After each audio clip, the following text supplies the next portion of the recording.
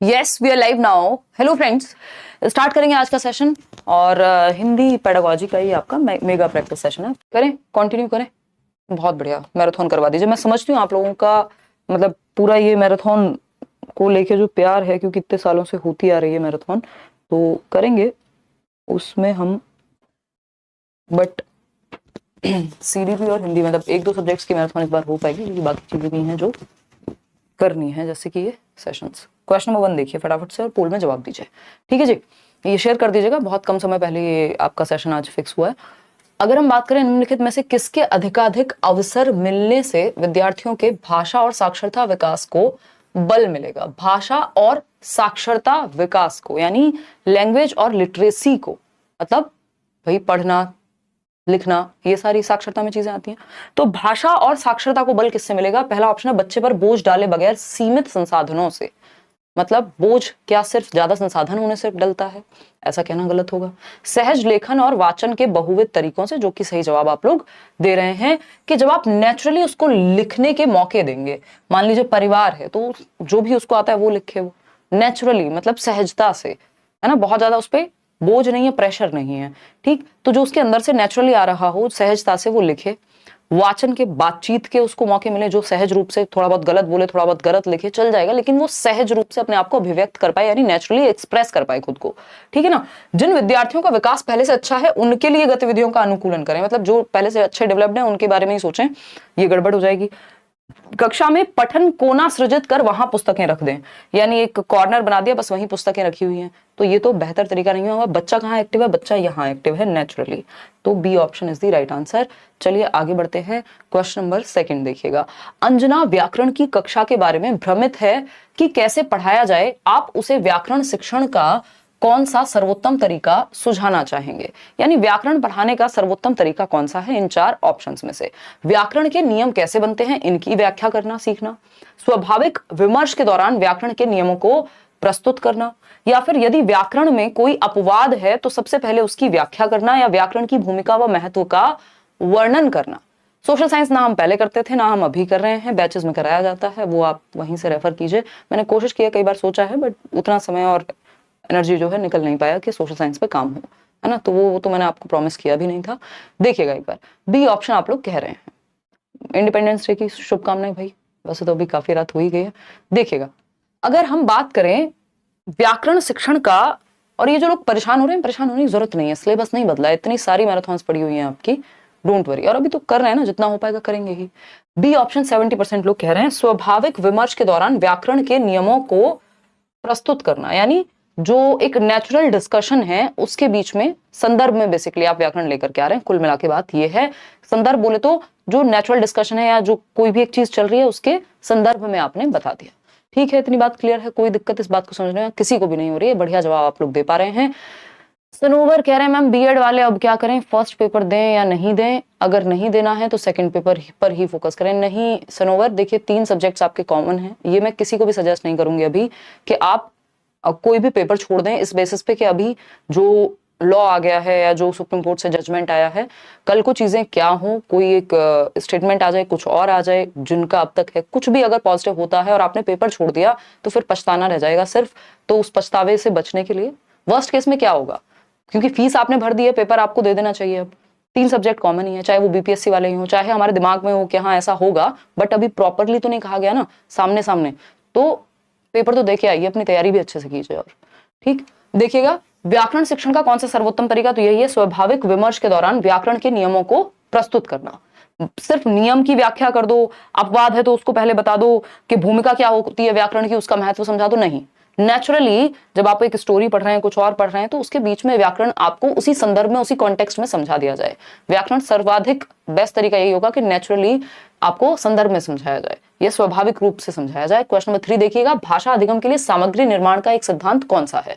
तो सामग्री निर्माण लैंग्वेज को सीखने के लिए बेस्ट तरीका कौन सा है? प्रत्येक आयु वर्ग के लिए जटिल सामग्री का चयन किया जाना चाहिए। देखिए, सरल से जटिल की ओर जाया जाता है और हर एक आयु वर्ग के लिए, छोटे बच्चों के लिए भी जटिल की बात कर रहे हैं हम, तो ये तो गलत हो गया। सामग्री को धीरे धीरे स्तरवार बनाना चाहिए, ये बात एकदम सही है जो आप 69% लोग कह रहे हैं कि भाई धीरे धीरे ग्रेडेड वे में अपग्रेड करेंगे हम, सिंपल टू कॉम्प्लेक्स जाएंगे, सरल से जटिल की ओर जाएंगे, धीरे धीरे लेवल अप करते जाते हैं, स्तर को बढ़ाते हुए चलते हैं धीरे धीरे। पाठ्य पुस्तक अपने आप में पर्याप्त है, इसलिए सिर्फ पाठ्य पुस्तक, सामग्री बहुत ही सूचनाप्रद होती है तो सामग्री से भर दो, ये सब बेकार की बातें हो गई। क्वेश्चन नंबर 4 देखिएगा, अध्यापक विद्यार्थियों की गलतियों का विश्लेषण करते हैं, गलतियों के प्रतिरूपों की पहचान करके विद्यार्थियों को पुनः पढ़ाते हैं और उनका स्पष्टीकरण देते हैं। यह किसके अंतर्गत आएगा? यानी जो अध्यापक हैं वो बच्चों की गलतियां यानी उनके एरर्स को क्या करते हैं? एनालाइज करते हैं, विश्लेषण करते हैं, गलतियों के प्रतिरूपों की पहचान करते हैं कि किस तरह की गलती बार बार हो रही है, फिर से पढ़ाते हैं जहां कमी रह जाती है, जहां पे बच्चा ज्यादा गलती कर रहा होता है, जहां उसको स्पष्टीकरण की जरूरत पड़ती है। ये सब किसका पार्ट है? सूक्ष्म शिक्षण का, यानी माइक्रो टीचिंग का? जी नहीं, वो तो टीचिंग ट्रेनिंग में ही हो जाता है, प्रॉपर क्लास में थोड़ी माइक्रो टीचिंग होती है। उपचारात्मक शिक्षण का, नियमित शिक्षण का या चुनौतीपूर्ण शिक्षण प्रक्रिया? तो ये उपचारात्मक शिक्षण यानी रेमेडियल टीचिंग का पार्ट है कि आप पहले डायग्नोस किया होगा, पहले निदान किया होगा, फिर बाद में उपचार दे रहे हैं कि यहां समस्या रह गई, चलो इसको दोबारा पढ़ाते हैं, बच्चे को समझ में नहीं आया। तो B option is the right answer. आगे बढ़ेंगे, क्वेश्चन नंबर 5 देखिएगा, शिक्षार्थियों के लिए मुक्त लेखन का मुख्य लाभ क्या है? ये टॉपिक्स हर बार आते हैं। मुक्त लेखन यानी फ्री राइटिंग बोलते हैं इंग्लिश में, तो मुक्त लेखन मतलब बच्चे को सहज रूप से आप लिखने दे रहे हैं, तो इसका लाभ क्या है? यानी नेचुरली जो उसके मन में, मान लीजिए आपने कहा दिवाली एक टॉपिक दिया, या फिर दीपावली के अलावा आपने टॉपिक दिया परिवार, आपने टॉपिक दिया कुछ और उसका फेवरेट कोई भी गेम या खेल हो सकता है, तो उस पे वो कुछ भी जो उसके मन में आएगा। मुक्त लेखन में होता क्या है? एक सीमित समय दिया जाता है, यानी मान लीजिए 30 मिनट का समय है, 5 मिनट का समय, 5 मिनट तक जो जिसके दिमाग में आएगा उस विषय में वो अपना लिख सकता है, बहुत ज्यादा व्याकरण का ध्यान रखे बगैर कि बहुत ज्यादा आपको हर एक जगह पे आप कॉमा लगाएंगे या सेमी कॉलम लगाएंगे या फिर क्वेश्चन मार्क लगाएंगे, तो ये सारे चिन्हों का बहुत ज्यादा प्रयोग या व्याकरण की सही फॉर्म है या नहीं, इस सब के परे आपके मन में जो भाव प्रकट हो रहे हैं उस पे ज्यादा फोकस है मुक्त लेखन में। तो इससे क्या होगा? बच्चा क्रिएटिव बन पाता है, जो कि आप लोग कह भी रहे हैं, सी ऑप्शन, ठीक है ना। मुख्य बल सटीकता पर होना चाहिए। सटीकता यानी एक्यूरेसी नहीं, मुक्त लेखन में एक्यूरेसी पे ध्यान नहीं होता, यहाँ पे प्रवाह पे ध्यान होता है। प्रवाह मुक्त नहीं, प्रवाहपूर्ण होना चाहिए, तो ये तो गलत हो गया। शिक्षार्थी अपनी प्रथम भाषा और द्वितीय भाषा के शब्दों को लेने के लिए स्वच्छंद हो, ये भी कहना गलत होगा। यहाँ पे प्रथम भाषा और द्वितीय भाषा की बात ही नहीं है। शिक्षार्थी रचनात्मकता के लिए स्वच्छंद हो, बच्चे इंडिपेंडेंट होते हैं मुक्त लेखन में, ये सबसे बड़ा लाभ है। और वो मुक्त होते हैं या इंडिपेंडेंट होते हैं, स्वतंत्र होते हैं, तो वो नई नई क्रिएटिव चीजें भी, उनके विचार उनके दिमाग में, थॉट्स उनके दिमाग में आते हैं, क्योंकि वो उन पे बोझ नहीं है कि ये मैंने सही फॉर्म लिखी है कि नहीं, है ना। मतलब जो भी उनके मन में आ रहा है वो लिख सकते हैं, तो उनके विचार जो हैं वो क्रिएटिव ज्यादा हो पाएंगे, रचनात्मक ज्यादा हो पाएंगे, क्योंकि उनका ध्यान भाषा की टेक्निकलिटीज पे कम है इस समय। लिखने या न लिखने की स्वच्छंदता हो, ऐसा नहीं है। मुक्त लेखन का मतलब ये नहीं होता मन करे तो लिखो, नहीं तो मत लिखो। क्वेश्चन नंबर 6 पर आते हैं, व्याकरण के कार्य कैसे होने चाहिए? यानी हम ग्रामर में अगर एक्टिविटीज करा रहे हैं या कोई भी कार्य है तो किस तरह के होने चाहिए? संदर्भ के अनुसार, जीवन उन्मुखी यानी जीवन के परे, नियमों पर केंद्रित होने चाहिए या स्मृति पर आधारित होने चाहिए। तो हमें पता है व्याकरण और संदर्भ का बहुत प्यारा सा रिश्ता है। कॉन्टेक्स्ट में व्याकरण सीखना, संदर्भ के अनुसार व्याकरण सीखना, जिस समय परिस्थिति काल की बात हो रही है उस समय परिस्थिति काल के अनुसार, उस स्टोरी के अनुसार हम क्या दें?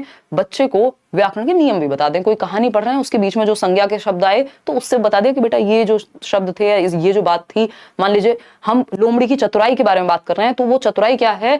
वो उसकी विशेषता या एडजेक्टिव हो गया, तो वो विशेषण कहलाएंगे ऐसे शब्द। तो ये सब क्या है? हम संदर्भ में सिखा रहे हैं व्याकरण को, ठीक है ना। हाँ, मैं उदय सर ले लेंगे क्लास चालू। चलिए, खैर A option is the right answer. आगे बढ़ेंगे, आसान लग रहे हैं अब तो, और ये ऐसी चीजें हैं जिनको इग्नोर नहीं किया जा सकता पेपर में, है ना। क्वेश्चन मुश्किल अगर आते हैं तो वो कुछ ही क्वेश्चन हो सकते हैं, और वो भी हमें लगते हैं कई बार। क्वेश्चन नंबर 7 देखिएगा, भाषा अधिगम के बारे में कौन सा सही है? यानी लैंग्वेज टीचिंग के बारे में कौन सी एक बात सही है?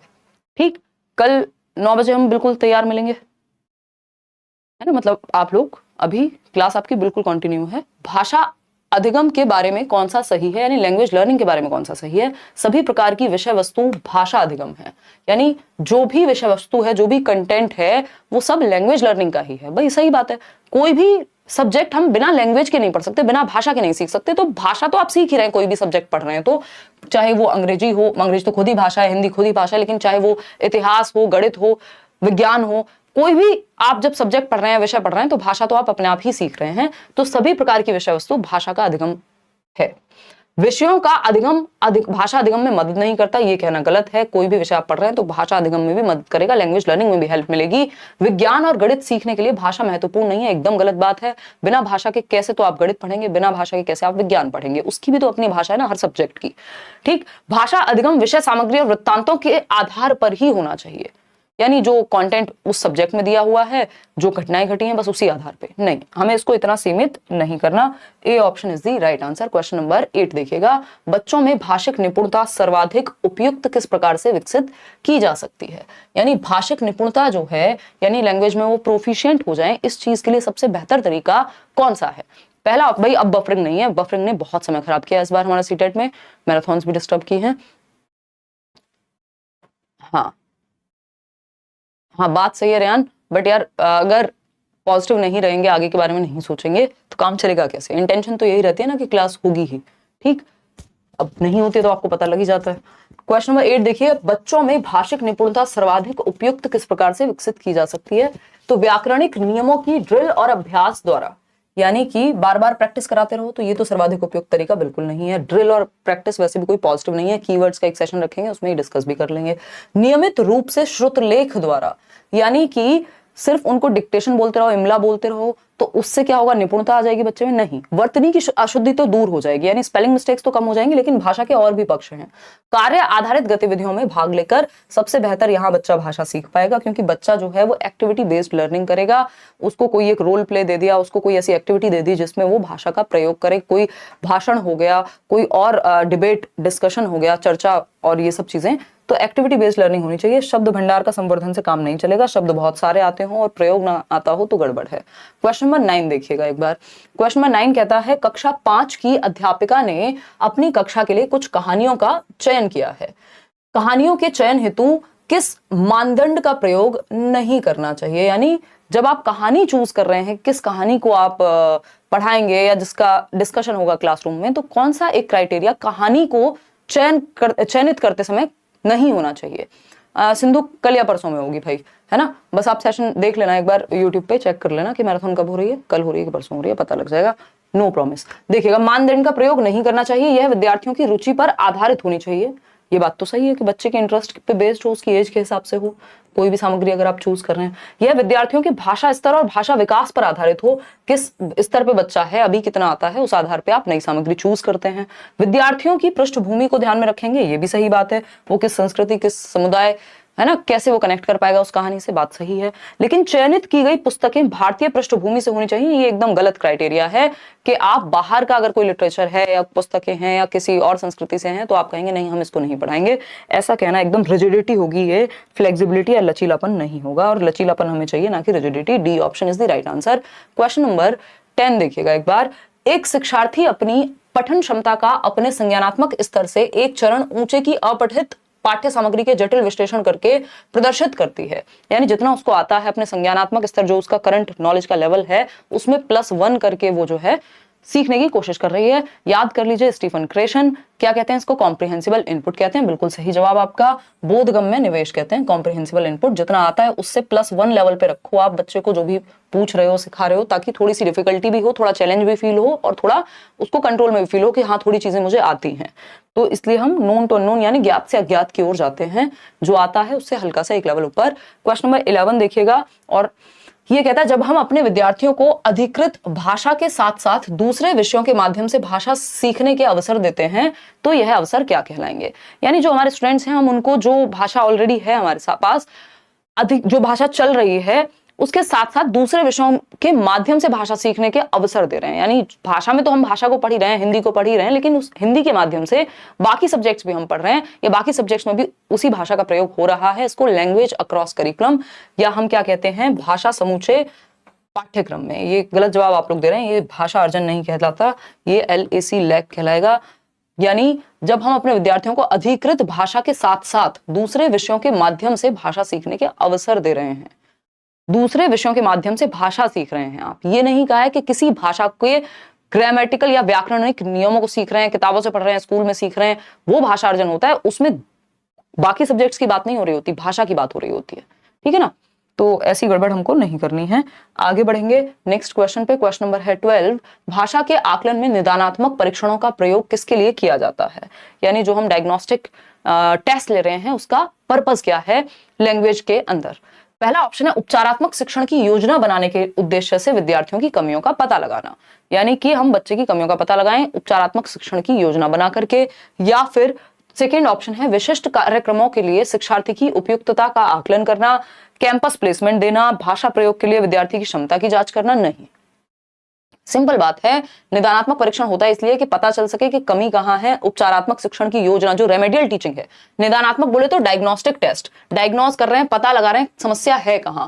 और ये इसका जो प्रयोग है वो इसके लिए किया जाएगा कि कल को जब रेमेडी देनी हो, उपचारात्मक शिक्षण देना हो, तो हमारे पास एक योजना हो कि बच्चे में दिक्कत कहां थी और उसकी कमियों का पता लगा करके हम योजना बना सकें किसकी, उपचारात्मक शिक्षण की।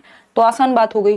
क्वेश्चन नंबर 13 देखिएगा। वह लेखन जिसमें इस बात पर ध्यान दिया जाता है कि लेखन इस रूप में प्रस्तुत किया जाए कि दूसरे आसानी से पढ़ और समझ सकें, इसमें हस्तलेखन, वर्तनी, विराम चिन्ह और सामान्य लेआउट शामिल है, यह क्या कहलाएगा? है ना, इंग्लिश पेडागोजी का सेशन जिन्होंने लिया होगा उनको याद आ रहा होगा, सेम इसी तरह के क्वेश्चंस पूछे गए थे। ठीक, तो वह लेखन जिसमें इस बात पर ध्यान दिया जाता है कि लेखन इस रूप में प्रस्तुत किया जाए कि दूसरे आसानी से पढ़ और समझ सकें, मतलब पढ़ और समझ सकें दूसरे, इस बात पे फोकस किया जाए। और बाकी चीजें जैसे हस्तलेखन, वर्तनी, स्पेलिंग ठीक है कि नहीं है, विराम चिन्ह है कि नहीं है, सामान्य लेआउट ठीक है कि नहीं है, ये प्रतिलेखन यानी ट्रांसक्रिप्शन में आता है। ये एकदम फैक्चुअल सा क्वेश्चन है, इसमें आप और मैं कुछ खास कर नहीं पाएंगे। चलिएगा खैर क्वेश्चन नंबर 14 पे जाएंगे। ये क्या कहता है समझिएगा एक बार, फटाफट से जवाब दीजिएगा। क्वेश्चन नंबर 14 देखिएगा। क्वेश्चन नंबर 14 की अगर हम बात करें, साझा पठन के लिए यानी शेयर्ड रीडिंग जिसको हम कह रहे हैं, अध्यापक के रूप में आप क्या करेंगे? देखिए शेयर्ड रीडिंग यानी ये मैंने इंग्लिश वाले सेशन में भी डिस्कस किया था, सेम क्वेश्चन था। साझा पठन मतलब शेयर्ड रीडिंग जिसमें टीचर एक बार खुद से पढ़ के बता देता है, एक मॉडल रीडिंग मिल जाती है ताकि बच्चे को भी पता चले कि इसका आदर्श रूप ये है, आदर्श वाचन हो जाएगा, सही उच्चारण के साथ टीचर उसको सही सुर लय ताल के साथ उसका पठन करेगा और बाकी बच्चे फिर साथ में चलेंगे। वहीं अगर हम बात करते हैं गाइडेड रीडिंग की, है ना, वो उस केस में बच्चों के साथ जहां उनको दिक्कत है वहां टीचर साथ में होता है गाइड करने के लिए, ये मेन अंतर है। तो साझा पठन के लिए अध्यापक के रूप में आप क्या करेंगे? आपने जिस पाठ्य सामग्री को सस्वर पढ़ा है, कुछ विद्यार्थियों को उसका अनुसरण करने के लिए कहेंगे। नहीं, सस्वर पठन करना और विद्यार्थियों से अपने पीछे या सामूहिक रूप से दोहराने के लिए कहना, ये भी नहीं है कि इसका मतलब साझा पठन है, वो तो फिर आप आदर्श वाचन जैसा कुछ कर रहे हैं। पाठ्य सामग्री पढ़ते समय विद्यार्थियों का अनुसरण करना, ये भी गलत होगा। पठन प्रक्रिया का आदर्श रूप प्रस्तुत करना कि ये एग्जैक्ट ऐसे पढ़ा जाएगा, ये इस शब्द का उच्चारण ऐसे होगा, कहाँ कितना विराम देना है, वो सारा कुछ आप प्रॉपर आदर्श रूप में प्रस्तुत करते हैं। जैसे हाव भाव के साथ कैसे पढ़ा जाए और अपरिचित शब्दों के साथ क्या किया जाए, ये आपका किस में आएगा? साझा पठन में आएगा, शेयर्ड रीडिंग में आएगा। क्वेश्चन नंबर 15 देखिएगा। एक अध्यापिका संज्ञा समझाने के लिए पहले उदाहरण देती है फिर उसकी परिभाषा बताती है, यह विधि कहलाती है। यानी संज्ञा समझाने के लिए टीचर ने क्या दिया? पहले उदाहरण दिया, यानी एग्जाम्पल। उदाहरण से नियम की ओर इंडक्टिव कहते हैं इसको, जिसको आगमनात्मक हिंदी में कहेंगे। निगमनात्मक डिडक्टिव होता है, इसमें पहले नियम बताया जाता है, ठीक है। तो आगमनात्मक में पहले आप उदाहरण देते हैं और बाद में जाकर के आप परिभाषा बताते हैं, ठीक है ना। तो ये बात तो एकदम क्लियर हो गई, आसान सा जवाब है और आता भी है ये क्वेश्चन। क्वेश्चन नंबर 16 देखिएगा एक बार। ये क्या कहता है? एक अध्यापिका कक्षा में विद्यार्थियों के घर की भाषा में उदाहरण प्रस्तुत करती है, इसमें कक्षा में क्या प्रभाव पड़ेगा इससे बताइएगा। घर की भाषा में उदाहरण प्रस्तुत किया यानी बच्चे की मातृभाषा का प्रयोग यहां किया गया है अध्यापिका के द्वारा। पहला ऑप्शन है छोटी सी आयु में बच्चों पर अतिरिक्त भाषिक बोझ पड़ जाएगा। भाषिक बोझ कहां से आया? मातृभाषा बोझ थोड़ी होती है बच्चे के लिए, तो वो आसानी होगी उस बात से कि टीचर ने यूज किया है बच्चे की मातृभाषा को। बी ऑप्शन है विद्यार्थियों को विभिन्न संस्कृतियों और परंपराओं पर रिपोर्ट लिखने में मदद करेगा, यानी बच्चों को अलग अलग संस्कृतियों के बारे में जो है रिपोर्ट लिखने में मदद करेगा। रिपोर्ट लिखना इसमें उद्देश्य है या बच्चे को समझाना? तो ये भी कहना गलत हो गया। कक्षा में भाषा समृद्ध परिवेश सृजित होगा और इस तरह से विद्यार्थियों के अधिगम पर सकारात्मक प्रभाव पड़ेगा। कुछ हद तक सही बात लग रही है हमें। कक्षा में मुद्रित समृद्ध परिवेश सृजित होगा। देखो मुद्रित समृद्ध नहीं होगा क्योंकि यहाँ कोई प्रिंटेड मटेरियल की बात नहीं हुई है। जो शिक्षिका हैं वो प्रयोग किसका कर रही हैं? मातृभाषा का प्रयोग कर रही हैं। तो भाषा समृद्ध यानी लैंग्वेज रिच एनवायरनमेंट तो है यहाँ पे कि भाषा का अलग अलग लोगों की यानी अलग अलग बच्चों की मातृभाषा का वहां पे संकलन है या उनको इंक्लूड करना है, समावेशन है, तो भाषा समृद्ध परिवेश सृजित होगा और इस तरह से विद्यार्थियों के अधिगम पर सकारात्मक प्रभाव पड़ेगा। बच्चे पॉजिटिवली सीख पाएंगे, क्योंकि एक अच्छा मातृभाषा, तो आपकी जो नई शिक्षा नीति है वो भी यही कह रही है कि भाई मातृभाषा में सिखाओ, जो कोठारी आयोग कह रहा था 1966-67 से। क्वेश्चन नंबर 17 देखिएगा, पठन शिक्षण के लिए टॉप डाउन उपागम की कौन सी युक्ति नहीं है? टॉप डाउन और बॉटम अप अप्रोच को एज इट इज ये पूछ लेते हैं अभी हिंदी और इंग्लिश दोनों में। तो पठन शिक्षण के लिए टॉप डाउन, टॉप से डाउन है ना, और बॉटम से अप मतलब बिल्कुल छोटे अक्षर से और आप कहानी की तरफ जा रहे हैं, और टॉप डाउन में आप कहानी से नीचे अक्षर की तरफ आ रहे हैं। उसके बीच में बहुत सारी जर्नी होगी, उस पर चर्चा बाद में करेंगे। तो पठन शिक्षण के लिए टॉप डाउन उपागम की कौन सी युक्ति सही नहीं है? चित्रों को देखकर अर्थ का अनुमान लगाना, यानी जब आप चित्र देख रहे हैं तो अर्थ का भी अनुमान लगा रहे हैं। इसका मतलब जो एक टोटल कहानी है उससे आप अर्थ समझ रहे हैं। ऐसा नहीं है कि आप कोई वर्ड मीनिंग याद कर रहे हो, कोई आप शब्दावली याद कर रहे हो। तो ये तो टॉप डाउन है, हमसे नहीं पूछा है। कौन सा नहीं है? इसमें वर्णमाला के अक्षरों, उनकी ध्वनियों और अलग अलग शब्दों के अर्थ का शिक्षण शामिल है। ये कहना गलत होगा। वर्णमाला हुआ, अक्षर हुआ, ध्वनि हुई, अलग अलग शब्दों के अर्थ जानना हुआ, फिर उन शब्दों को जोड़ करके एक वाक्य बनाना हुआ, फिर आप पूरे एक पैराग्राफ या एक पैसेज की तरफ जाते हैं, गद्यांश पद्यांश जो भी हम कह रहे हैं। तो ये सब जो है ये बॉटम अप में आएंगे। जब आप नीचे से ऊपर की तरफ जा रहे हैं, छोटे से बड़े की ओर जा रहे हैं, अगर मैं कहूं कि अक्षर से, वर्णमाला से अक्षर, फिर हम ध्वनि, फिर अलग अलग शब्द, तो ये बॉटम अप अप्रोच है, ना कि टॉप डाउन। तो यही गलत है और जो गलत है वही सही है, क्योंकि पूछा ही गलत है। साझा पठन, अब ये साझा पठन में बिल्कुल आप पूरी कहानी पढ़ रहे होते हैं। निर्देशित पठन में भी, गाइडेड रीडिंग में भी पूरी कहानी समझ रहे होते हैं बच्चे, ना कि एक एक अल्फाबेट या अक्षर को समझ रहे होते हैं या याद कर रहे होते हैं। क्वेश्चन नंबर 18 देखिएगा, संदर्भ में व्याकरण किस पर बल देता है? संदर्भ में व्याकरण, ऐसा रेयर ही कोई सेट आपको मिलेगा आज तक जहां क्वेश्चन ना आया हो। संदर्भ में व्याकरण का मतलब है कॉन्टेक्स्ट में ग्रामर सीखना। फटाफट से जवाब दीजिएगा, फिर हम आगे बढ़ेंगे। इंग्लिश पेडागोजी की मैराथन करा दीजिए मैम। गीता, मेरा बस चलता है, आप चीजें अगर ठीक रहती हैं इस बार तो वो तो सारे ही सब्जेक्ट की होनी थी मैराथन, बट रहे कुछ कारण। तो प्रीवियस जो इंग्लिश पेडागोजी की मैराथन है, एक बार वो आप रेफर कर सकते हो, अगर पॉसिबल हुआ तो मैं कोशिश करूंगी, बट अभी उस पर कोई प्रॉमिस नहीं है। सीडीपी में पक्का कराऊंगी, अगर मौका मिला तो हिंदी पेडागोजी भी कराऊंगी। एक कीवर्ड का सेशन आपका होना बहुत जरूरी है, मैराथन से भी ज्यादा, क्योंकि मैराथन आपके पास प्रीवियसली है, फ्री नोट्स भी हैं जो मैंने दिए हुए हैं, वो सब काम आ जाएंगे, ठीक है ना। तो सीडीपी तो पक्का ही है, परसों होपफुली सीडीपी हो जाएगा, कल हम मैथ्स पेडागोजी का एक वो खत्म कर लेंगे। देखिएगा 63% लोग सी कह रहे हैं। संदर्भ में व्याकरण विषय वस्तु के शिक्षण के लिए व्याकरण अनुवाद विधि का प्रयोग करने पर बल देती है। बात तो सही है। भाषा के नियमों को आत्मसात करने पे नहीं नहीं नहीं नहीं, एक सेकेंड। संदर्भ में व्याकरण किस पर बल देती है? आप लोग अलग अलग जवाब दे रहे हैं। भाषा के नियमों को आत्मसात करने पे, चलिए ठीक है। भाषा के नियमों को कंठस्थ करने पे, ये कहना गलत होगा। नियमों का अति सामान्यकरण करने पे नहीं। विषय वस्तु के शिक्षण के लिए व्याकरण अनुवाद विधि, अरे नहीं भाई नहीं, है ना। व्याकरण अनुवाद विधि से, ये पता नहीं कहां से आपके दिमाग में ये सेट हो गया है। विषय, ये इंग्लिश में भी आया था सेम क्वेश्चन। विषय वस्तु के शिक्षण के लिए व्याकरण अनुवाद विधि का प्रयोग करना संदर्भ में व्याकरण कब से हो गया? ये तो बिल्कुल ही खराब बात हो जाएगी। ग्रामर ट्रांसलेशन में तो संदर्भ में व्याकरण सिखाई नहीं जाती, बल्कि व्याकरण अलग से ही रटवाई जा रही है अगर देखें तो ये तो पॉसिबल ही नहीं है कि सी ऑप्शन सही हो जाए। भाषा के नियमों को आत्मसात करने पे, क्योंकि जब आप संदर्भ में पढ़ रहे होते हैं, कोई कहानी पढ़ते समय आपको पता चला कि अरे ये जो चतुराई है या क्लेवर जो एक वर्ड है, ये क्या है? एक विशेषता बताने वाला शब्द है, एडजेक्टिव है। तो ये आपने नियम इनडायरेक्टली ही आत्मसात कर लिया जब आप पढ़ रहे हैं और आपने देखा कि कहीं मान लीजिए गया वेंट टू स्कूल, तो अब आपके दिमाग में वो सेट हो गया, आत्मसात कर लिया नियम के सेकेंड फॉर्म वेंट होती है, गो की। समझ पा रहे हो ना? तो भाषा के नियमों को आत्मसात करते हैं आप जब संदर्भ में सीख रहे होते हैं। अलग से व्याकरण पढ़ रहे होते हैं तो आप रट्टे लगाते हैं, कंठस्थ करते हैं। तो A option is the right answer. आगे बढ़ेंगे क्वेश्चन नंबर 19 पर। पाठ्यचर्यक विषय जैसे विज्ञान, गणित, इतिहास, भूगोल, कला, शिल्प, शारीरिक शिक्षा आदि अर्थपूर्ण और रुचिकर तरीकों से भाषा प्रयोग के अवसर प्रदान करते हैं। यह क्या प्रदर्शित करता है? तो पाठ्यचर्यक विषय यानी जो अलग अलग आपके सब्जेक्ट्स हैं, जैसे वो साइंस हो, मैथ्स हो, इतिहास यानी हिस्ट्री हो, ज्योग्राफी हो, आर्ट एंड क्राफ्ट हुआ, शारीरिक शिक्षा है, ये सब अर्थपूर्ण और रुचिकर तरीकों से भाषा के प्रयोग के अवसर प्रदान करते हैं। यानी जब आप गणित पढ़ रहे हैं तो एक अलग तरीके से आप भाषा का प्रयोग होता है ना, रुचिकर भी होता है। इतिहास में भी अगर आप पढ़ रहे हैं तो बहुत सारे नए नए शब्द से लेकर नए नए ढंग से पढ़ाया जाता है। तो बात सही है कि आप भाषा भी सीख रहे हैं। इसको भाषा समावेशन कहते हैं, अर्जन कहते हैं। भाषा जब आप सीख रहे होते हैं तो उसको अर्जन कहते हैं।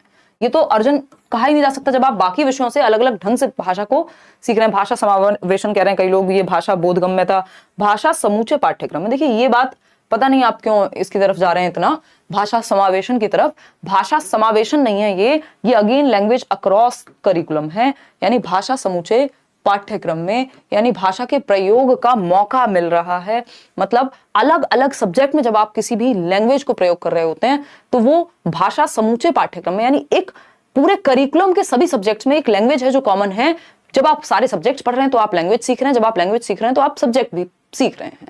ठीक है ना बात? तो इतनी बात क्लियर है भाई। चलिए खैर आगे बढ़ते हैं नेक्स्ट क्वेश्चन की तरफ। नेक्स्ट क्वेश्चन है क्वेश्चन नंबर 20। देखिएगा क्या कहता है। क्वेश्चन नंबर 20 कहता है, कक्षा 8 की भाषा अध्यापक रीमा कक्षा में सस्वर कहानी सुनाने से पहले अच्छी तैयारी सुनिश्चित करती हैं। आपकी राय में सस्वर कथा पठन के लिए सबसे कम महत्वपूर्ण क्या है जो रीमा को नहीं करना चाहिए? सस्वर कथा पठन बोले तो कि टीचर जो है वो प्रॉपर सुर लय ताल के साथ कथा का वाचन करे। ठीक है ना? मतलब जहां पे कहां कितना उतार चढ़ाव है, कहां विराम लेना है, कहां अपनी भाषा में या अपनी टोन में चेंज लाने की जरूरत है, अपने एक्सप्रेशन में परिवर्तन की जरूरत है। सस्वर कथा पठन के अंदर ये चीज आती है कि आप मौन वाचन है एक, तो दूसरा है सस्वर यानी लाउड रीडिंग हो रही है, तो वहां पे आपकी प्रोनाउंसिएशन से लेकर के और इंटोनेशन तक सब अच्छा होता है, यानी उतार चढ़ाव भाषा में और आपका उच्चारण, ये सब चीजें क्लियर होती हैं और आप एंजॉय भी कर पाते हैं उस सेशन को। ठीक है बात? अगर हम बात करें यहाँ पे डी ऑप्शन 42% लोग कह रहे हैं कहानी के निष्कर्ष पर आधारित प्रश्न बनाना जो विद्यार्थियों से पूछे जा सके। भाई बात क्या चल रही है कि सस्वर कहानी सुनाने से पहले अच्छी तैयारी सुनिश्चित करते हैं। ठीक है, आपकी राय में सस्वर कथा पठन के लिए सबसे कम महत्वपूर्ण क्या है, यानी लीस्ट इंपॉर्टेंट जब लाउड रीडिंग हो रही है या सस्वर कथा पठन हो रही है? तो पहले तो अनेक बार कहानी खुद से पढ़नी पड़ेगी। भाई मछली जल की रानी है, अगर टीचर ने प्रैक्टिस नहीं की होगी तो उस सुर लय ताल के साथ वो क्लासरूम में नहीं पढ़ा पाएंगी। बात सही है, तैयारी के समय ये करना पड़ेगा। जिन शब्दों के बारे में वह सुनिश्चित नहीं है उनको समझना, अगर कहीं पे किसी शब्द को समझने में दिक्कत है तो वो भी समझ के जाना। पठन पूर्व गतिविधि की योजना बनाना के जो प्री रीडिंग एक्टिविटीज हैं, क्या पूछना है बच्चों से, लेकिन ये नहीं कि कहानी का जो निष्कर्ष होगा उसके आधार पर प्रश्न बनाना, ये लाउड रीडिंग की प्रैक्टिस में नहीं आएगा, है ना? ये आप वैसे भी कोई भी चैप्टर पढ़ाते हैं तो वहां भी आता है। क्वेश्चन नंबर 21 देखिएगा, 21वां सवाल कहता है आपसे, मनप्रीत पंजाब के ग्रामीण विद्यालय में भाषा की अध्यापिका है। माध्यमिक स्तर की भाषा कक्षा में वह रेडियो का एक संसाधन के रूप में प्रयोग करती हैं, यानी रेडियो क्या है? एक रिसोर्स है। निम्नलिखित में से कौन सा कथन उसे भाषा निवेश में मदद नहीं करेगा? यानी लैंग्वेज में इन्वेस्टमेंट कह लीजिए या लैंग्वेज को बेहतर बनाने में, सिखाने में कौन सा एक चीज है जो मदद नहीं करेगी, यानी हेल्पफुल नहीं होगी लैंग्वेज को सिखाने के एक संसाधन के रूप में? तो पहला ऑप्शन है शिक्षार्थियों के भाषा पाठों के श्रवण को रेडियो प्रसारण द्वारा अनुपूरित करना। यानी भाई रेडियो क्या एक संसाधन है भाषा सीखने में, सही बात है, एक रिसोर्स है, एक एड है। प्रसारण में सुने गए संवादों को अपनी भाषा में लिखना और उन पर रोल प्ले करना, इससे भी बच्चों की भाषा का विकास जो है बेहतर होगा। रेडियो की खोज पर बात करना और रेडियो का मॉडल बनाना, ये हमने इंग्लिश में भी किया ही था। ये इतिहास का विषय है, ना कि भाषा का, कि रेडियो कब आया था, कहां से बनाया, किसने बनाया, या फिर साइंस के अंदर हम पढ़ेंगे इसको, इतिहास में भी नहीं पढ़ेंगे। ये रेडियो का इतिहास जो कि साइंस के अंदर चला गया, तो यहाँ पे अगर हम देखें तो ये सही नहीं होगा। बाकी रेडियो से उसके विद्यार्थियों को विभिन्न आवाजें मिलेंगी, तो लैंग्वेज बाकी ऑप्शन से सीखी जा रही है, लेकिन ये किसी और सब्जेक्ट के बारे में बात हो गई फिर, है ना? इतिहास हो गया कि जानना और मॉडल बनाना, फिर साइंस में चला जाएगा। क्वेश्चन नंबर 22 देखिए, एक लेखक की भूमिका में शामिल है, यानी जो एक राइटर का रोल है उसमें क्या शामिल है? मुख्य विचार बिंदु पर चिंतन करना, यानी जो भी मुख्य विचार बिंदु है उस एक कॉन्टेक्स्ट, जो भी एक सामग्री है उसका उस पर चिंतन करना। फिर नेक्स्ट पॉइंट क्या है? लेखन सामग्री के प्रकार के बारे में विचार, जो भी लिखने की सामग्री है, कविता, कहानी, रिपोर्ट, विधि, निर्देश आदि, इन सब पे विचार। कौन और क्यों इसका पाठक होगा, कौन पढ़ने वाला है, ये किसके लिए है, ये चीजें, इन सब के बारे में देखिए। जब बात हो रही है कौन पढ़ने वाला है ना, ये रिपोर्ट बनाई जाए, कविता लिखी जानी है, कहानी लिखी जानी है या पढ़ी जानी है, कौन इसको पढ़ने वाला होगा, है ना? न्यूज़पेपर में भी एक आर्टिकल आएगा तो पहले ये सोचा जाएगा ना इसके दर्शक कौन होंगे, या टीवी पे आप ऐड भी देखते हैं तो किस समय पे कौन सा ऐड आएगा, उनको सब पता है कि इस टाइम पे जो हाउसवाइफ्स हैं वो घर में रहती हैं तो ये वाले विज्ञापन चलाओ या ये वाला टीवी सीरियल चलाओ, है ना? ये फलाना सीरियल है, भाभी जी घर पर हैं, रात को 11 बजे चलाओ, पूरा परिवार बैठे देखे, ये सब क्या है? वो उन्होंने पहले से कंपोजिशन के समय पे ये सब सोचा है ना, कि हमारी ऑडियंस कौन होगी और क्या इसमें होना चाहिए, तो ये संयोजन यानी कंपोजिशन में आएगा। आगे बढ़ेंगे नेक्स्ट क्वेश्चन पे। जब इसमें ग्रामेटिकल चीजों का ध्यान रखना होता तो ये प्रतिलेखन या फिर आपका ट्रांसक्रिप्शन हो जाता, यही अंतर है दोनों में। क्वेश्चन नंबर 24 देखिएगा, ये क्या कहता है भाई, अध्यापक अपने विद्यार्थियों को भिन्न भिन्न समूहों में बांटती है और उन्हें तरह तरह की सामग्री देती है, जैसे कि पत्र पत्रिकाओं के लेख, समाचार पत्र के लेख, फिल्म, विज्ञापन, खेल रिपोर्ट, होटल की भोजन सूची, पर्यटन सूचना आदि। अध्यापक द्वारा इस्तेमाल की जा रही इस सामग्री को क्या कहेंगे? बताइएगा फटाफट से।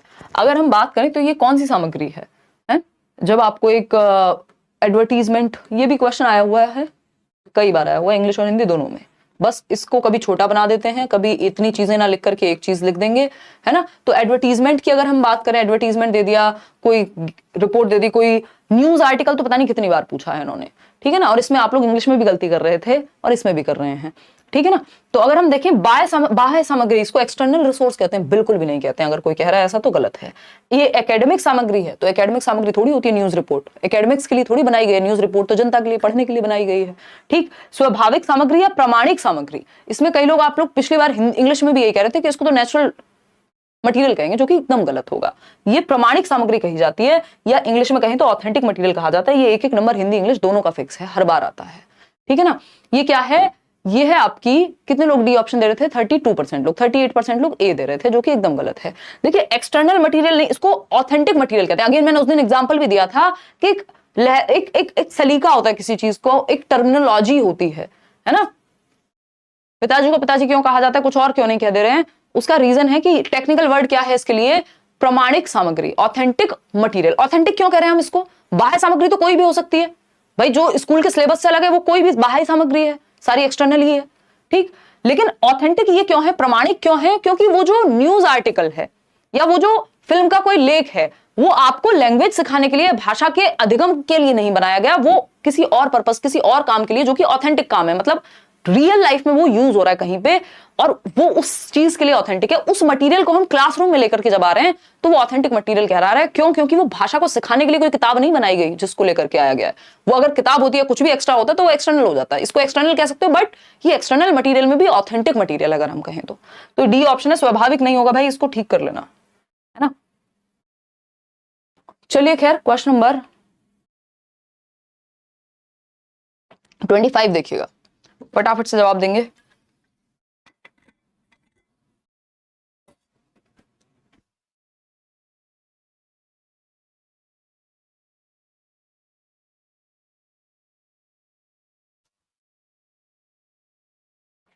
क्वेश्चन नंबर 25, त्रुटियों के संदर्भ में अध्यापक को अपना दृष्टिकोण बदलना चाहिए। इनको अवांछनीय मानने के स्थान पर उसे क्या करना चाहिए? यानी जो त्रुटियां हैं वो अवांछनीय या एक्सेप्टेबल ही नहीं है, इसकी बजाय टीचर को कैसे देखना चाहिए इसको, गलतियों को, यानी एरर्स को, बच्चों के त्रुटियों को एक स्वाभाविक अंश के रूप में लेना चाहिए और उनकी अनदेखी करनी चाहिए। स्वाभाविक तो देखेंगे, बट अनदेखी करेंगे तो कैसे ठीक होंगी गलतियां?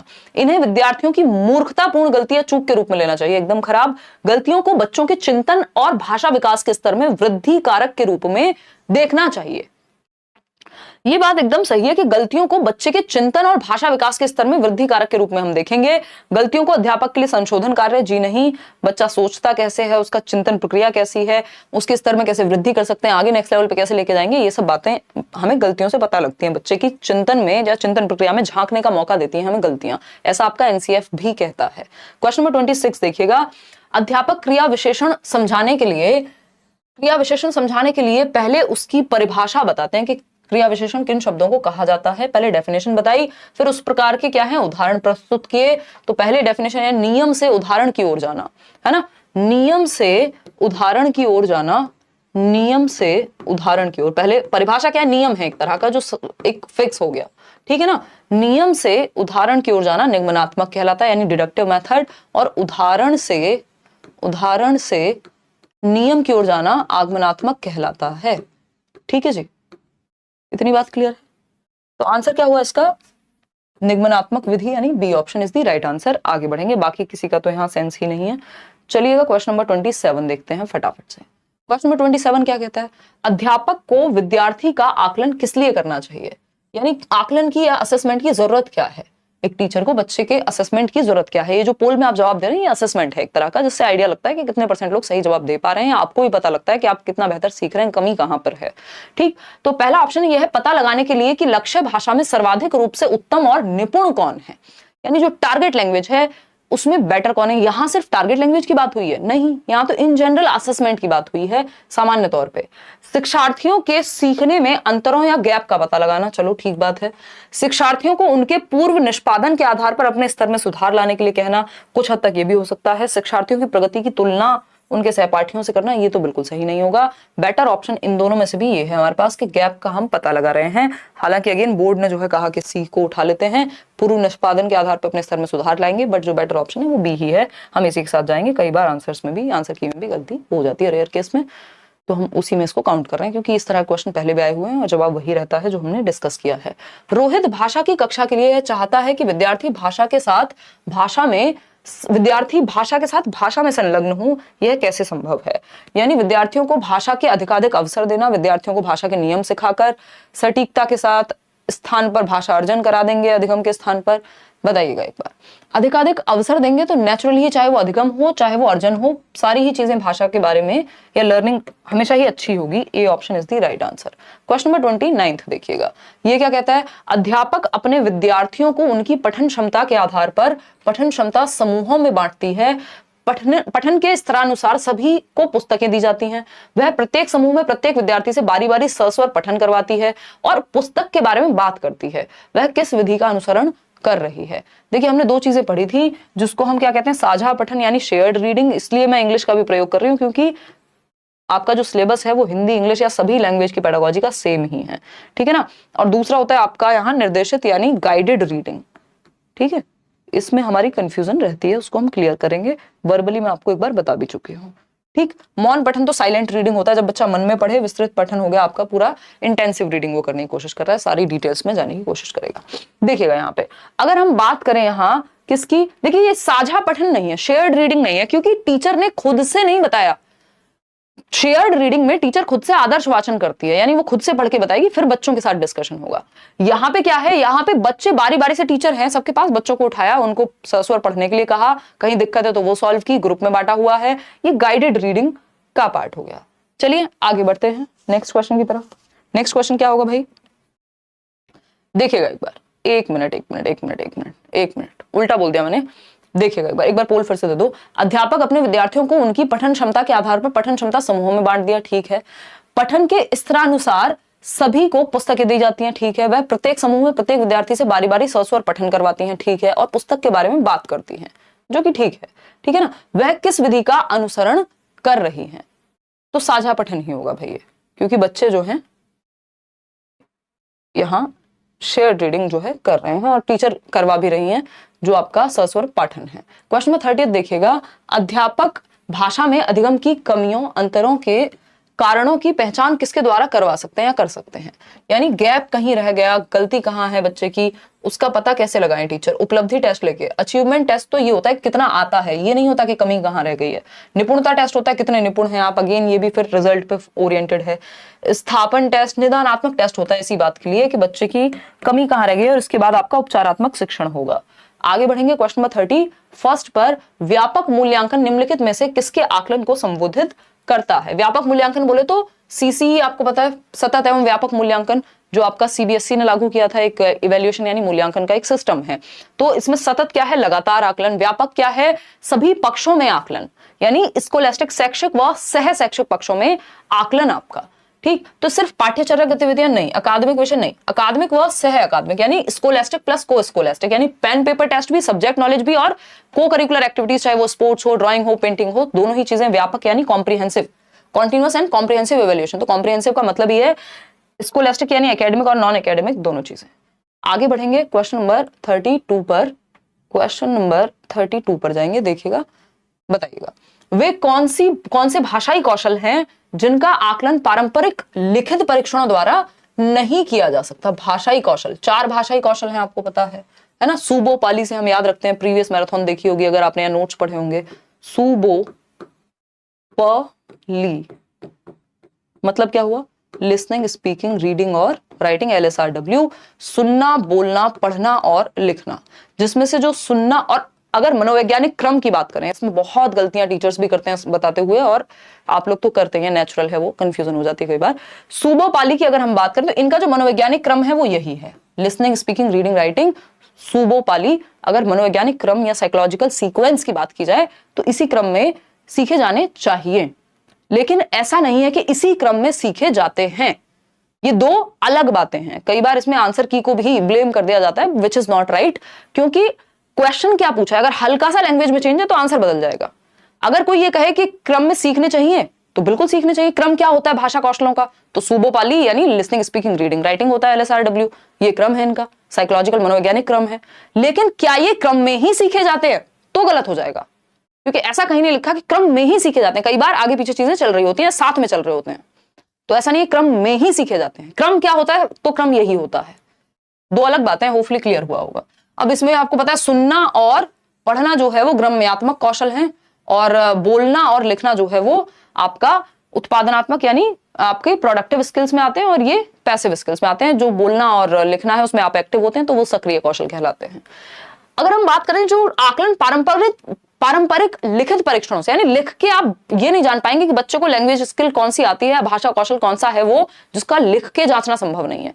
अब बोलने को लिखवाने से थोड़ी जांचेंगे, है ना, सुनने को लिख करके थोड़ी ना टेस्ट से पता लगेगा कि सुना कितना है। तो ये पारंपरिक तरीके से नहीं किया जाना चाहिए। श्रवण और वाचन यानी लिसनिंग और स्पीकिंग का जो असेसमेंट है वो प्रॉपर तरीके से सिर्फ लिखने से नहीं हो पाएगा, बाकी तरीकों का भी इस्तेमाल करना पड़ेगा। पठन पढ़ने का और वाचन बोलने का, तो बोलना तो ठीक है, बट पढ़ने का तो भाई लिखवा करके किया जा सकता है, बाकी सब सेट होते ही नहीं है। तो A option is the only right answer over here. आगे बढ़ेंगे क्वेश्चन नंबर 33 पर। तो 33वां सवाल कहता है बारीकी से पठन, जिसको इंटेंसिव रीडिंग कहते हैं, कि जब आप इंटेंसिवली एक एक डिटेल पे फोकस कर रहे होते हैं, है ना। एक होता है आपका एक्सटेंसिव रीडिंग, जिसमें आप प्लेजर यानी मजे के लिए कोई नॉवल पढ़ रहे हैं, कोई कहानी पढ़ रहे हैं छुट्टियों में। लेकिन बारीकी से पठन में आपको डिटेल्स का ध्यान रखना पड़ेगा। तो रचनाकार की राय का पता लगाना, यानी आपको पता लगेगा जो राइटर है उसकी राय पता लगेगी बारीकी से पढ़ने पे। कठिन शब्दों को जानना, पाठ्य सामग्री में किसी विशिष्ट सूचना के बारे में जानना, ये बात एकदम सही है। जो स्पेसिफिक डिटेल है ये बहुत बड़ा कीवर्ड है किस चीज का, इंटेंसिव रीडिंग या बारीकी से पठन का, कि पाठ्य सामग्री में किसी विशिष्ट सूचना के बारे में जानना, यानी कोई एक स्पेसिफिक डिटेल है उसके बारे में आप जब जानने की कोशिश कर रहे हैं, यानी आप इंटेंसिवली पढ़ रहे हैं। मुख्य केंद्रीय भाव का पता लगाना, ये आपका एक्सटेंसिव में भी संभव है, वो आपको स्टोरी का पता लग जाता है। क्वेश्चन नंबर 34 देखिएगा। क्वेश्चन नंबर 34 है, एक अध्यापक छोटी आयु के विद्यार्थियों को नए शब्द सिखाने के लिए वास्तविक वस्तुओं का इस्तेमाल करता है। वही वास्तविक वस्तुएं जिनकी हम बात कर रहे थे अभी, प्रमाणिक वस्तुएं कह सकते हो, ठीक। तो यह शब्दों की सही वर्तनी के शिक्षण में मददगार है। हम शब्द संपदा केवल वस्तुओं के माध्यम से ही सिखा सकते हैं, यानी जो आपका वोकैबुलरी का शब्द भंडार है वो सिर्फ वस्तु के आधार पर नहीं, रटवा दो भाई, शब्द भंडार बढ़ जाएगा, इस्तेमाल में ले आओ। छोटी आयु वाले विद्यार्थी अमूर्त चिंतन नहीं कर सकते। यह विद्यार्थियों को वास्तविक जीवन में देखी गई वस्तुओं के साथ शब्दों की संबद्धता जोड़ने में सहायता करता है। अगर हम वास्तविक वस्तुएं लेकर के आते हैं, अगर हम एक न्यूज आर्टिकल लेकर के आते हैं, या हम एक मेन्यू कार्ड लेके आते हैं किसी रेस्टोरेंट का जिसमें खाने की चीजें लिखी हुई है, तो बच्चा कभी माँ बाप के साथ अगर गया है तो उसके जीवन से वो चीज कनेक्ट हो रही है, रियल लाइफ से, उसके वास्तविक जीवन से। तो D option is the only right answer over here. आगे बढ़ेंगे क्वेश्चन नंबर 35 पर। ये कहता है संरचनात्मक यानी फॉर्मेटिव आकलन जो है, FA टेस्ट जिसको हम बोलते हैं, दूसरा ऐसे होता है। तो FA की जब हम बात कर रहे हैं तो FA के बारे में, FA में किस चीज में मदद करेगा हमें, जो फॉर्मेटिव असेसमेंट है वो किस चीज में मदद करता है। कक्षा में प्रतियोगात्मक परिवेश यानी कॉम्पिटिटिव एनवायरनमेंट, एक दूसरे का सर फोड़ दें, गला काट प्रतिस्पर्धा कर दें, जी नहीं। अध्यापक की शिक्षण योग्यता का आकलन करना, यानी उसके पढ़ाने का तरीका कितना बेटर है, ये अध्यापक के लिए नहीं, बच्चों के लिए ज्यादा है, और फीडबैक के लिए है। अध्यापक की योग्यता का आकलन कर रहे हैं आप, ये एग्जैक्ट कहना गलत होगा। शिक्षार्थियों को सुधार के लिए गुणात्मक प्रतिपुष्टि मिलती है, ये बात एकदम सही है कि एक क्वालिटेटिव फीडबैक मिलता है कि कहाँ कमी रह गई, उसको सुधारें कैसे। टीचर को भी मिल जाएगा, लेकिन वो फीडबैक है, ऐसा नहीं है कि योग्यता ही पूरी जांच ली गई है इसके द्वारा। क्वेश्चन नंबर 36 देखिएगा। क्वेश्चन नंबर 36 क्या कहता है भाई, ये कहता है भाषा की कक्षा में गलतियों के संबंध में कौन सा कथन सही है, यानी एरर्स के बारे में कौन सी बात सही है। गलतियां एक प्रकार से सीखने के पहलू हैं, और शिक्षार्थी अध्यापक दोनों को ही प्रतिपुष्टि देते हैं, बात तो सही लग रही है भाई, दोनों को फीडबैक मिलेगा। शिक्षार्थी के भाषा प्रयोग में गलतियों में उसी समय सुधार कर देना चाहिए, नहीं, समय देना है बच्चे को, ताकि वो खुद से भी उस तक पहुंच पाए जो उसकी गलतियां हैं। गलतियां इस बात की ओर संकेत करती हैं कि बच्चे मंद गति से सीखते हैं, ये एकदम कहना गलत होगा। गलतियां द्वितीय भाषा में ही होती हैं, प्रथम के जो यानी द्वितीय भाषा में यदि गलती आ रही है तो भाषा के जो प्रथम भाषा है उसमें व्यवधान का संकेत कर रही हैं। ये सब फालतू बातें हैं।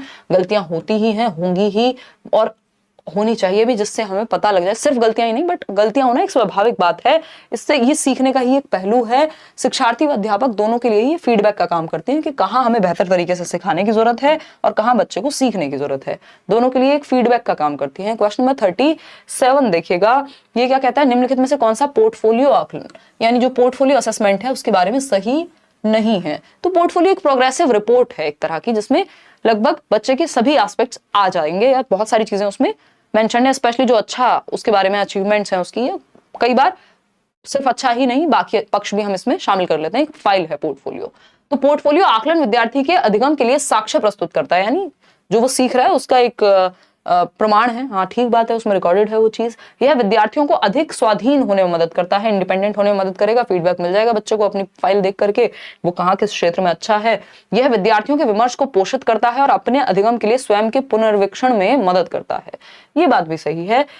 पोर्टफोलियो आकलन विद्यार्थियों के अधिगम का एक बार किया जाने वाला आकलन है, ऐसा नहीं है। ये over the period of time, यानी एक लंबे समय में या कुछ साल में या साल भर में या लगातार चलने वाला आकलन है, जिसको हमने एक over the period of time एक रिपोर्ट तैयार की है। इस साल बच्चे ने ये स्पोर्ट्स में अच्छा किया था, इस महीने में ये किया था, इस चीज में ये किया था, या फिर जो भी उसकी गतिविधियां रही हैं। तो ये सिर्फ एक बार नहीं होता, ये चलता रहता है, एक तरह से सतत है कुछ हद तक। क्वेश्चन नंबर 38 देखिएगा, निम्नलिखित में से कौन सा कार्य पठन पूर्व गतिविधि में आएगा, यानी प्री रीडिंग एक्टिविटी। यानी रीडिंग से पहले कुछ क्वेश्चंस पूछे जाते हैं बच्चों से, कोई उस बात से संबंधित उस चैप्टर के आसपास की उसकी अवेयरनेस कितनी है वो पता की जाती है। तो निम्नलिखित में से कौन सा कार्य पठन पूर्व गतिविधि में मददगार है? व्याख्या संबंधी कार्य, अनुमान लगाने वाला कार्य, शिक्षार्थियों को पाठ्य सामग्री का सारांश करने के लिए कहना। सारांश बाद में कराया जाता है, व्याख्या भी बाद में या साथ में चल रही होती है, लेकिन पहले पढ़ने से पहले की बात हो रही है। व्याकरणिक संरचना कहाँ से आ गई, अभी तो पढ़ाई भी नहीं की। उस सब्जेक्ट या चैप्टर के बारे में कहां से पहले से वो पता लग जाएगा कि व्याकरणिक संरचना क्या है उसमें। तो अनुमान लगाने वाले कार्य है कि हम बच्चों कह रहे हैं अच्छा ये टाइटल है आज का, आप अनुमान लगाओ इसके बारे में क्या होगा, या आपको कितना पता है, तो वो बताएगा अपने अनुमान से। तो B option is the right answer. Question number 39 देखिएगा, ये क्या कहता है समझते हैं। वाचन कौशल विकसित करने का एक महत्वपूर्ण पहलू है। वाचन बोले तो बोलना, ठीक। तो अगर हम बोलने वाली स्किल की बात करें तो कौन सा एक, सूबो पाली में से बो की बात चल रही है, कौन सा एक महत्वपूर्ण पहलू है? स्पष्ट और सही उच्चारण का प्रयोग, मधुर और सरस आवाज में बोलना, संदर्भ और स्थिति को ध्यान में रखते हुए बोलना, या फिर ध्वनि में उतार चढ़ाव और लहजे का ध्यान रखना। बताइएगा। तो इसमें सबसे बेहतर क्या है? देखिए, उच्चारण कितना भी अच्छा हो, मधुर आवाज कितनी भी हो, ध्वनि में उतार चढ़ाव भी है, लेकिन अगर आप सही अर्थ ही नहीं पढ़ पाए, समझ करके सही अर्थ नहीं समझ पाए, या संदर्भ और स्थिति को ध्यान में रख करके नहीं बोलना आता, तो वो सारा धरा का धरा रह जाएगा। तो C option is the right answer. आगे बढ़ेंगे क्वेश्चन नंबर 40 पर। निम्नलिखित में से कौन सी धारणा भाषा शिक्षण में गलत है, यानी लैंग्वेज टीचिंग में कौन सा एक पर्सपेक्टिव है जो गलत होगा यहाँ पे? तो फटाफट से आप जवाब देंगे, फिर हम आगे बढ़ेंगे। Good evening ma'am, I am from Patna, मैं बीएड फाइनल ईयर का स्टूडेंट हूँ। सीटेट पेपर 1 का एग्जाम मुझे देना चाहिए। अगर फॉर्म फिल कर दिया है राहुल तो बिल्कुल दे करके आओ पेपर को, है ना। आगे क्या होगा तब तक क्लैरिटी आ जाएगी, जब तक दोबारा सीटेट आएगा ये लोग सब अपना अपना क्लियर कर देंगे। अभी तो चीजें क्लियर उस लेवल पे हैं ही नहीं। तो जिन्होंने फॉर्म भरा है, चाहे वो बीपीएससी का हो, चाहे वो बाकी एग्जाम का हो, चाहे वो सीटेट हो, पेपर अपना दे करके आओ, चाहे बेशक आप बीएड कर रहे हो, ठीक है ना। बात सही है नहीं? मैं लूंगी आपके कमेंट्स, लास्ट में लूंगी। डी ऑप्शन कह रहे हैं ज्यादातर लोग, निम्नलिखित में से कौन सी धारणा भाषा शिक्षण में गलत है? लैंग्वेज टीचिंग के बारे में गलत है। शिक्षार्थी वास्तविक स्थितियों में प्रयोग करने की कोशिश, ये तो सही है। शिक्षार्थी की प्रथम भाषा अधिगम में महत्वपूर्ण होती है, बिल्कुल सही है। जो उसकी मातृभाषा है, पहली भाषा जनरली वही होगी। भाषा शिक्षण संप्रेषणात्मक गतिविधियों पर केंद्रित होता है, यानी जो आपकी कम्युनिकेटिव एक्टिविटीज हैं वो इंपॉर्टेंट हैं, बात सही है। लेकिन भाषा शिक्षण में बोलने के स्थान पर लेखन को महत्व दिया जाना चाहिए, ऐसा कहना एकदम गलत होगा। सारे ही जो कौशल हैं वो अपने आप में महत्वपूर्ण है, ऐसा नहीं किसी के स्थान पे किसी को महत्व दे देंगे, ठीक है। तो D option is not right. Question number 41 देखिए, संदर्भ में व्याकरण में मुख्यतः किस पर जोर दिया जाता है? बताइएगा, संदर्भ में व्याकरण में मुख्यतः किस पर जोर दिया जाता है? इस तरह का क्वेश्चन तो हम अभी कर चुके हैं। संदर्भ में व्याकरण पे आप रट्टे नहीं लगाते, अनुवाद के थ्रू, जो अभी आप सही जवाब दे रहे थे, जिसको जो ग्रामर ट्रांसलेशन मेथड था, जो व्याकरण अनुवाद विधि थी, बिल्कुल गलत है जो कि जवाब, है ना। व्याकरण अनुवाद विधि में तो व्याकरण संदर्भ में नहीं, अलग से आइसोलेशन में सिखाई जाती है, उसमें तो बस नियम ही नियम याद करवाए जाते हैं। नियमों का अति सामान्यकरण, ओवर जनरलाइजेशन नहीं, भाषा के नियम आत्मसात करते हैं। जब आप संदर्भ में पढ़ रहे होते हैं तो आपके दिमाग में बैठ जाते हैं वो नियम। अब जब आप एक कहानी पढ़ रहे हैं तो आपकी भाषा अपने आप बेटर हो जाती है, क्योंकि बहुत सारी चीजें आपको खुद से समझ में आने लगती है, क्योंकि बहुत सारे नियम आप आत्मसात कर चुके हैं संदर्भ के अनुसार। आगे बढ़ेंगे, क्वेश्चन नंबर 42 देखेंगे। 42वां सवाल कहता है, निम्नलिखित में से कौन सा प्रभावशाली तरीके से व्याकरण शिक्षण के बारे में सही नहीं है। यानी किसके बारे में सही नहीं है? ग्रामर टीचिंग के बारे में सही नहीं है। यानी प्रामाणिक संप्रेषण में नियमों को प्रस्तुत करना, यानी जब आप कोई डिस्कशन चल रहा है तो वहां नियमों को प्रस्तुत करें, तो ये तो सही है। संदर्भ में व्याकरण के प्रासंगिक नियमों को दर्शाना सही है। वास्तविक जीवन जैसे संवाद द्वारा नियमों का अभ्यास करवाना, ये भी सही है कि जो वास्तविक जीवन जैसा संवाद चल रहा है कोई और वहां पे कोई नियम है तो वो रियल लाइफ में आपने नियम सिखा दिया। नियमों को कंठस्थ करके तथा ड्रिल या व्याकरण के द्वारा व्याकरण रटवाना सीखना, ये एकदम गलत तरीका है। इसको रटंत विद्या कहेंगे, जो कि चलंतना ही। डी ऑप्शन गलत है, जो गलत है वही सही है। क्वेश्चन नंबर 43 देखिएगा, 2-3 सवाल और हैं। निम्नलिखित में से कौन सा राष्ट्रीय पाठ्यचर्या की रूपरेखा 2005 के 5 मार्गदर्शक सिद्धांतों में शामिल नहीं है? अगर आपने प्रीवियस वीडियो मेरी देखी भी होगी एनसीएफ की, यूट्यूब पे सर्च करके या बैचेस में, तो आपको पता है 5 गाइडिंग प्रिंसिपल्स हैं एनसीएफ के जो बहुत महत्वपूर्ण हैं। तो वो जो 5 गाइडिंग प्रिंसिपल्स हैं या 5 मार्गदर्शक जो सिद्धांत हैं, उनके विषय में या उन 5 मार्गदर्शक सिद्धांतों में से कौन सा एक यहां नहीं है? बताइएगा एक बार फटाफट से।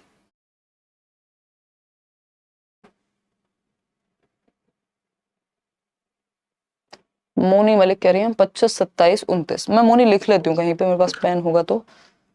25, क्वेश्चन नंबर 25, 27 और 29 के आंसर इंग्लिश पेडागोजी में और हिंदी में क्लैश कर रहे हैं, आप ये कह रहे हो ना? ठीक है, एक बार मैं देख लूंगी, एक बार चेक कर लूंगी कि कहीं ट्रांसलेशन का मिस्टेक है या हमारे पढ़ने में कोई गड़बड़ हुई है, जो कि संभव है। देखिएगा एक बार। धन्यवाद बोनी, बोनी नहीं मोनी, ठीक है। देखिएगा एक बार 43 क्वेश्चन नंबर क्या कहता है, निम्नलिखित में से कौन सा राष्ट्रीय पाठ्यचर्या रूपरेखा 2005 के, और वो जो आपका पिन कमेंट होता है वहां मैं मेंशन भी कर दूंगी अगर कुछ चेंज हुआ उन तीनों आंसर्स में। तो निम्नलिखित में से कौन सा राष्ट्रीय पाठ्यचर्या की रूपरेखा 2005 के 5 मार्गदर्शक सिद्धांतों में शामिल नहीं है? विद्यालय के बाहर के जीवन को ज्ञान के साथ जोड़ना, ये तो है, बिल्कुल रियल लाइफ से कनेक्ट करें हम। यह सुनिश्चित करना कि अधिगम कंठस्थीकरण पर आधारित नहीं है, ये बात भी सही है, रोट मेमोराइजेशन पे बेस्ड नहीं है आपकी जो लर्निंग है। पाठ्य पुस्तक केंद्रित होने के स्थान पर बच्चों के समग्र विकास, यानी सिर्फ टेक्स्ट बुक सेंटर्ड नहीं है, रियल लाइफ से जोड़ रहे हैं। एक पेशेवर अध्यापक की भूमिका निर्वाह करना, पेशेवर अध्यापक का क्या मतलब है यहाँ पे, है कि जो ट्यूशन में पढ़ाए अपना बस पेशे पे ही ध्यान रखे, इसको लाइफ में जिए कम और सिर्फ पेशा है एक अध्यापन जो एक काम है वो सिर्फ एक पेशे की तरह देखना, ये गलत होगा टीचिंग के केस में, ठीक है ना, क्योंकि आप डायरेक्ट लाइफ से कनेक्ट कर रहे हो। तो ऐसा ये 5 गाइडिंग प्रिंसिपल्स में कहीं भी नहीं आता, डी ऑप्शन। क्वेश्चन नंबर 44 देखिए, अध्यापक बच्चों का आकलन क्यों करती है? यानी टीचर जो है वो असेस क्यों करती है बच्चों को? यह पता लगाने के लिए कि कक्षा में भाषा का सर्वाधिक अच्छा उपयोग कौन करता है, तो हमें बेस्ट चाहिए, इसलिए बच्चों के सीखने में कमियों का पता लगाना, ये कुछ हद तक सही है। बच्चों को अपने अधिगम में आगे किस तरह बढ़ाया जाए, यह योजना बनाना, ये भी बात सही है। बच्चे की उसके सहपाठी से तुलना करने के लिए ये एकदम गलत है। बताइएगा एक बार। बी ऑप्शन 46% लोग यहां दे रहे हैं जवाब में, देखिएगा।